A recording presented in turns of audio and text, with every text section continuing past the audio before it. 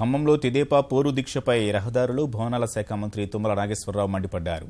మిర్చి యార్డులో విధ్వంసం ఘటనలో చట్టం తన పని తాను చేస్తుందన్న మంత్రి రాష్ట్ర ప్రభుత్వం చేస్తున్న అభివృద్ధి సంక్షేమ కార్యక్రమాలను చూసి విపక్షాలు ఈర్ష్యపడుతున్నాయని తుమ్మల విమర్శించారు.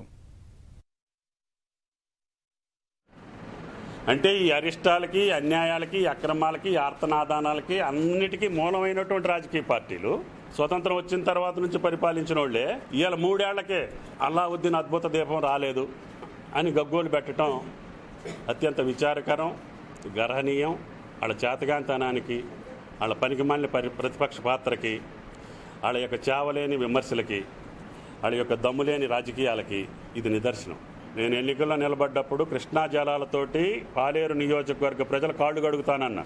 రైతు పుట్టకపోతే మీకు అర్థం కాదు. కాళ్ళు గడగటం అంటే మడవ తీసేటప్పుడు ఆ నీళ్లు కాళ్ల మీద పడతాయి. పారతోటి మిరప చెట్టుకు నీళ్లు కడతా ఉంటే కాళ్ళు దడుస్తాయి.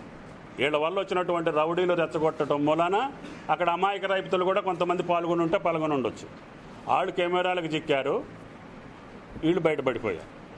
అయినా నేను దాన్ని చట్ట ప్రకారంగా చేసుకెళ్తుంది. ఇక బజార్ను పట్టడానికి ఏ అవకాశం లేనటువంటి రాజకీయ పార్టీలు చేసేటటువంటి జిమ్మిక్ ఇది కవరేజీల కోసం పాటుపడేటటువంటి ప్రతిపక్షం తప్ప ఇవాళ వచ్చారు. అది రైతు దీక్ష. సరే, అందుట్లో రోడ్లు అమ్మడి తిరిగి వాళ్ళు ఎంతమంది ఉండారో వాళ్ళు ఎంతమంది ఉన్నారో నేను అనను. కానీ రైతుల గురించి ఏమన్నా స్పష్టమైన ప్రణాళిక ఉందా? ఈ ఆసుకవిత్వానికి ఖమ్మం జిల్లా ప్రజలు మోసపోయే ప్రశ్న లేదు.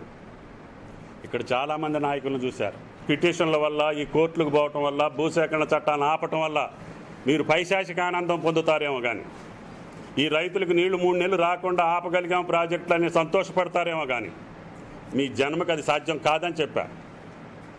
అందుకని ఈరోజు 3 నెలల్లోనే అసెంబ్లీలో తీర్మానం చేసిన వారం రోజుల్లోనే ముఖ్యమంత్రి ఢిల్లీలో కూర్చొని రాజముద్ర వేయించుకున్నటువంటి ప్రభుత్వం తెలంగాణ ప్రభుత్వం.